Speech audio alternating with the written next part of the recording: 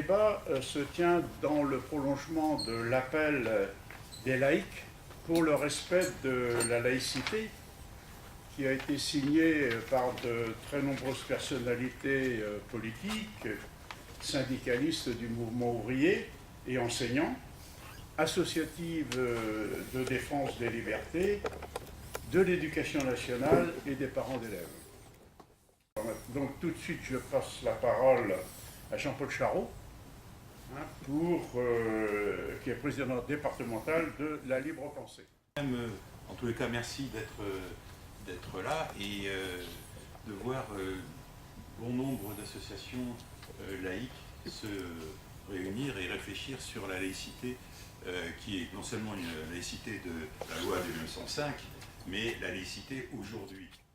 Donc nous sommes effectivement laïcs.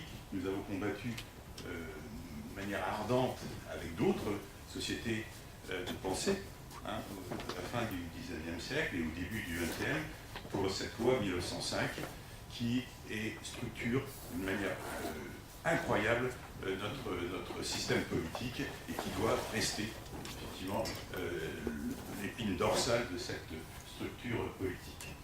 Donc ça c'est la première chose, mais la libre pensée c'est aussi un combat contre l'emprise des militaires, l'emprise de l'armée et de la hiérarchie militaire sur le fait de pouvoir casser les individus et les hommes qui vivent dans les sociétés. Et c'est pour ça que nous nous battons depuis 35 ans, 40 ans maintenant, pour la reconnaissance, pour que soit les 630 fusillés pour l'exemple de 1914-18. Et donc nous fêtons là ça fait le centenaire, c'est la dernière année du centenaire, et nous avions projeté, et nous allons le faire, d'ériger un monument, effectivement, pour la reconnaissance de ces fusillés, pour l'exemple, et c'est fait. C'est un monument qui va être placé à Chauny, je crois, maintenant c'est décidé, et c'est un monument qui va être érigé définitivement, qui va être inauguré l'année prochaine, en 2019. Par exemple, nous posons des questions sur le système qui est en train de... système qui est, vous conseillez, un système capitaliste, mais aujourd'hui avec ses déterminations de plus en plus mondialistes, etc., qui se met en place, et qui se met en place en même temps tout un système politique particulier qu'on peut appeler le corporatisme, c'est-à-dire l'intégration de ce qu'on peut appeler le capital et le travail. Et c'est la raison pour laquelle nous réfléchissons beaucoup à cette notion de politique et le corporatisme qui tente à se mettre en place un peu partout, y compris en France. Enfin, je vais finir rapidement, très rapidement, pour dire que la libre pensée, c'est avant tout une société, j'allais dire, d'éducation populaire. Ça me semble important, c'est que nos groupes de réflexion, eh bien, c'est de la réflexion, bien entendu. On apprend beaucoup de choses dans ces groupes qui se réunissent à Saint-Nazaire, qui se réunissent à Nantes et qui se réunissent à Saint-Herblain pour la Loire-Atlantique. Et puis mais on ne fait pas que réfléchir, que discuter. On milite aussi parce que c'est un groupe, nous sommes des groupes, les libres penseurs, nous sommes des groupes militants aussi. Voilà. Je vais vous dire quelques mots qui certainement recouperont les propos de M. Jean-Paul Charot. Madame, Monsieur, bonsoir. Parler de la Ligue des droits de l'homme dans l'Ouest, c'est ouvrir une page d'histoire tant à Saint-Nazaire qu'à Rennes. Dans une préface d'un livre qui s'appelle L'honneur d'une ville, que je vous invite à regarder, il doit certainement exister à la bibliothèque, un livre consacré à la section de Rennes, contemporaine de celle de Saint-Nazaire, Madeleine Rebériou, dont notre ville a salué la mémoire en lui donnant le nom d'une école, dit qu'au tournant du siècle, Rennes a su secouer sa pesante et conservatrice somnolence.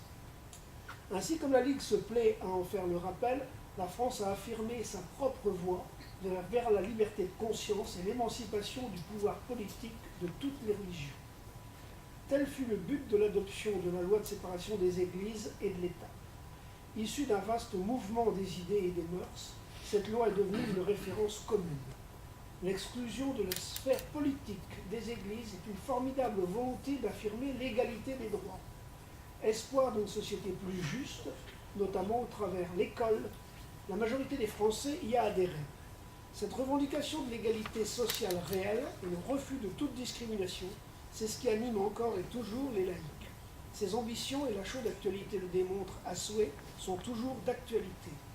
Exiger l'application de la loi reste un défi quotidien, plus que jamais nécessaire, que ce soit au niveau de l'État, des régions, comme des territoires d'outre-mer.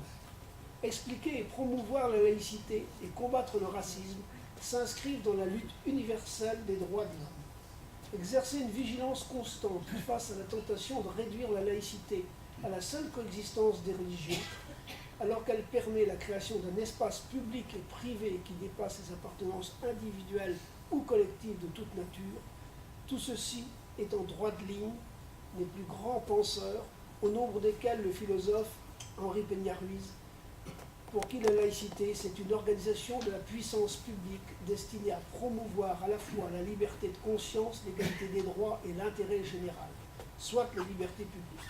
La tolérance est la règle, dit-il, la barrière est l'ordre public. Et d'ajouter, la notion d'ordre public est particulièrement difficile à définir, eu égard à la largeur de son champ.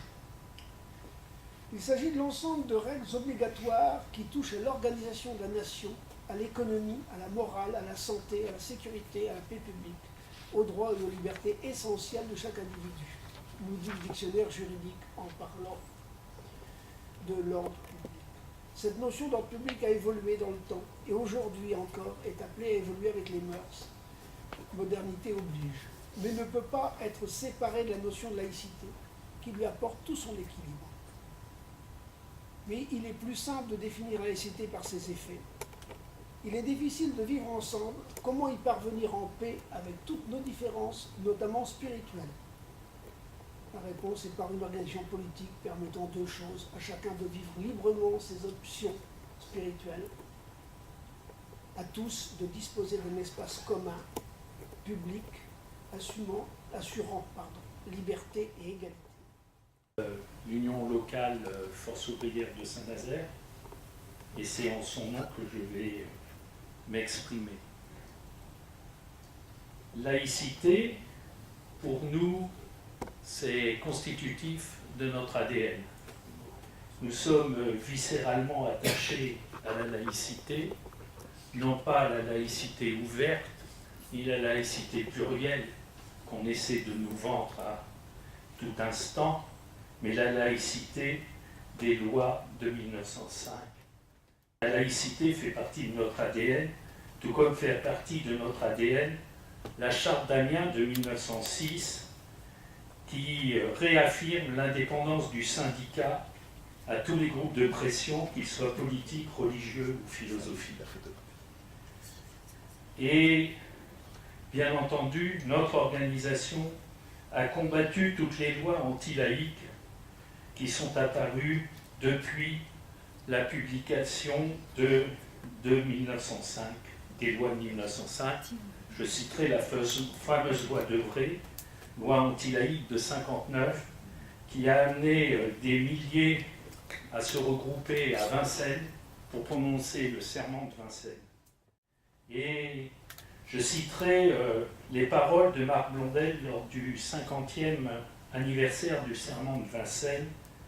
Il disait « La laïcité est le principe fondamental de la République française et elle est indissociable de la démocratie.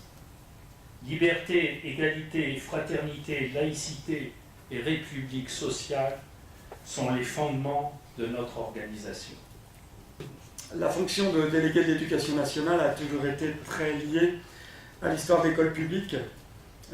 Dès 1793, on les appelait les magistrats aux mœurs, et puis les délégués cantonaux en 1850 au moment de la loi Fallou. Il y a eu sous la Troisième République de nombreux textes qui ont géré donc en particulier le rôle du délégué sur beaucoup de domaines comme la surveillance des locaux scolaires, la fréquentation scolaire, etc. Et donc, pendant toute la Troisième République, les délégués ont été présents. Le régime de Vichy les a supprimés, mais les délégations ont été rétablies en 1945. Et donc en 1969, sous le ministère d'Edgar Faure, Le délégué cantonal est devenu ce qu'on connaît maintenant, c'est-à-dire le délégué départemental de l'éducation nationale. Les délégués ont senti très vite le besoin de se regrouper dans une fédération nationale pour agir plus efficacement. Dès 1906, il y a eu donc l'Union nationale des délégués cantonaux, et puis depuis 1969, la Fédération nationale des délégués cantonaux, des délégués de l'éducation nationale.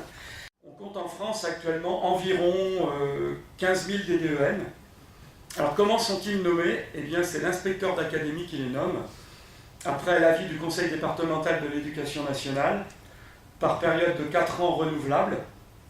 On doit avoir 25 ans, jouir de ses droits civiques, avoir fait la preuve aussi, surtout, d'un attachement incontesté à la cause de l'enseignement public.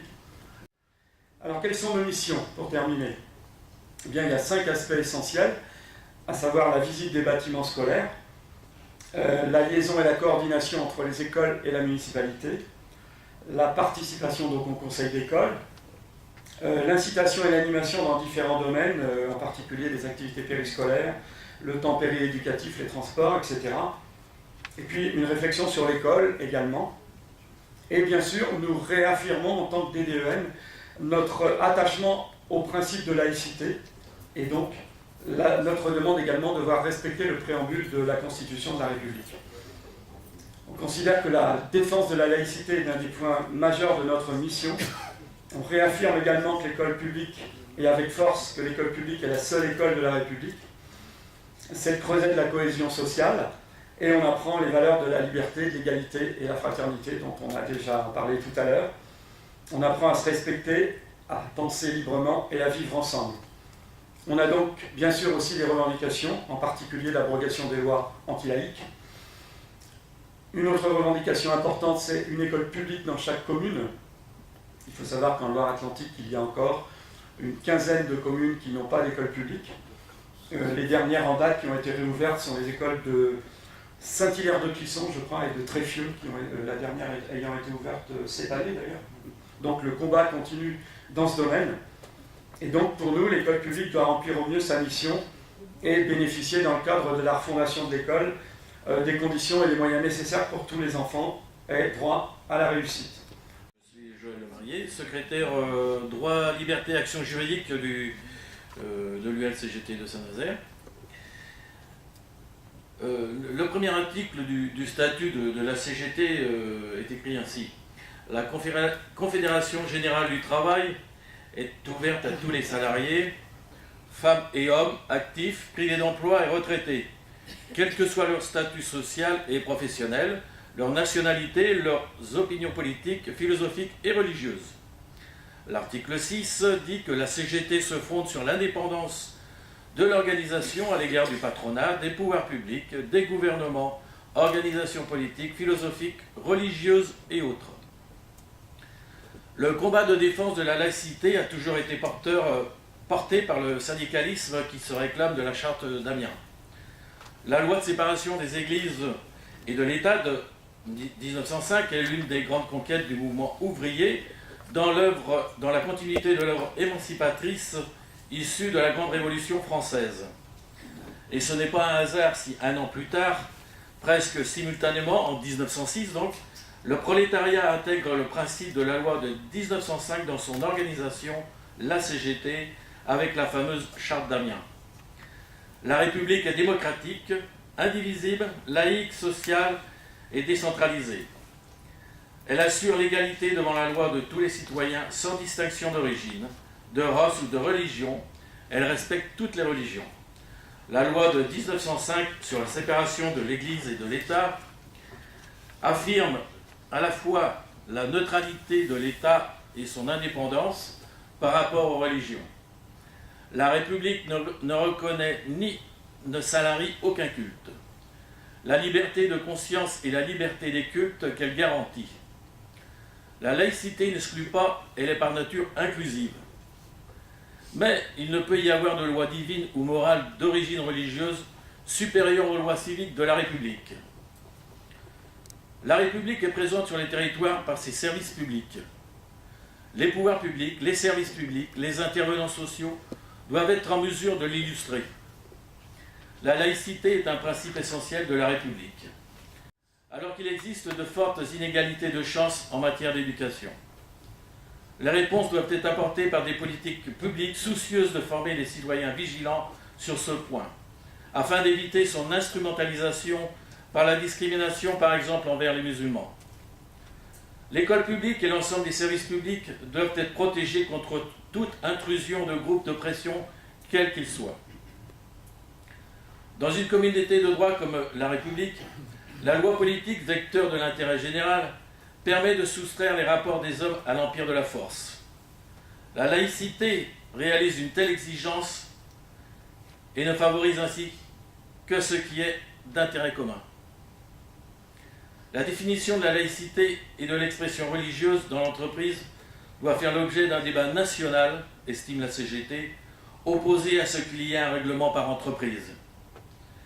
En effet, la question de la laïcité est un bon exemple du fait que la loi travaille dans le mauvais sens en favorisant les cas par cas, entreprise par entreprise.